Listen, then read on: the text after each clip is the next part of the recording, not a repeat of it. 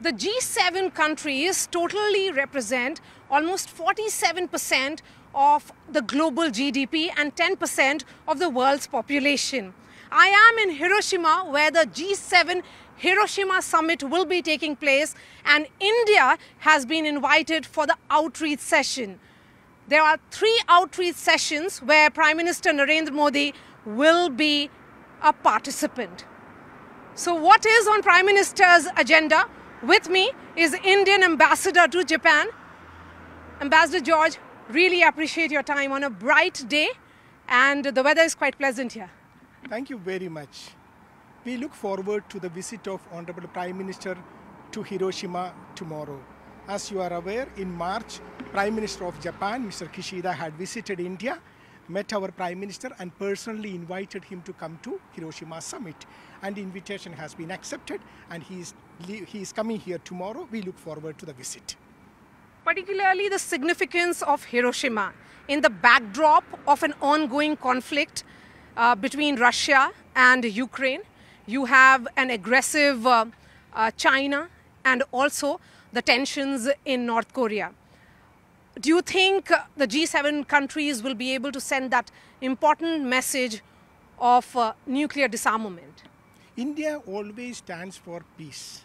As you are aware, our position on Russia-Ukraine issue has been well articulated by our leadership in the past on many occasions, including at the UN Security Council when we were a member of the UN Security Council. So India always stands for peace. Prime Minister has made it very clear that this is an era of peace and not of war. That continues to be our position. India has said, yes, you rightly said, and that has been included in the statement that was issued also, that this is an era of peace. That is why perhaps the unveiling of the Gandhi bust becomes important. Gandhi being established in Hiroshima. Gandhi is a symbol of peace. In fact, United Nations unanimously adopted October 2nd as the International Day of Non-Violence. So the presence of Gandhi in Hiroshima is a very important development and is a contribution of India to the peace in the world. And Prime Minister will be unveiling a Gandhi bust. What is the event going to be like? It is being worked out. Okay, I'm sure you're being very tight-lipped about Prime Minister's schedule. Because Joe Biden said that he will not be visiting Australia, and that is the reason why Quad has been cancelled. There is a high probability that there could be a Quad summit on the sidelines. Can we confirm that there is a high possibility of that? It's work in progress, I would say. That is also a work in progress. What about the bilaterals? Again, yes, it's a work in progress, I would say. Let's talk about Hiroshima and the significance of powerful nations meeting in Hiroshima and 8 countries, including India, being invited. India being seen as the representative of Global South. See, India is a very important partner in today when it comes to peace and stability and also prosperity.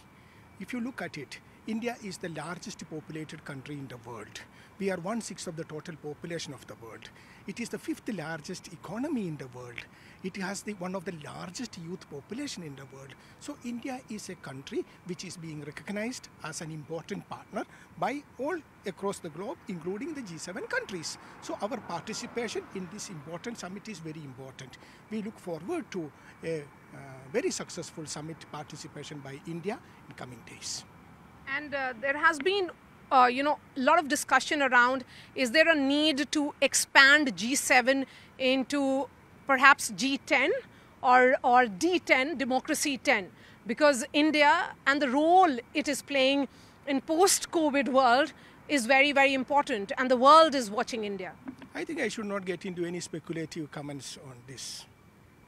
Sure. Ambassador George, my question then is, the significance of Hiroshima, and this is the city which was destroyed and devastated during World War II. Prime Minister Kishida, I would say, choosing Hiroshima because this is his home district. He also represents this district. What is it, according to you, he's telling the world? See, Hiroshima is a historic city. We all know the history of this. I think it's important that this is being held in Hiroshima. As you are aware, for our G20 summit, we are organizing G20 associated meetings all across the country in different parts of India. So like that, Japan is also organizing the G7 related meetings all across the country. In fact, our 4 ministerial visits have taken place in 4 different parts of Japan. So now we look forward to the visit to this historic city of Hiroshima.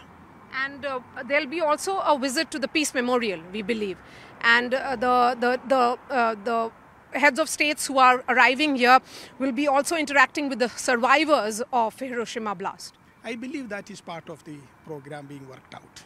Part of the itinerary. Ambassador, before I let you go, I want to understand the weather seems to be certainly welcoming the world leaders. It looks like that, yes. Thank you so much for speaking to us. Thank you.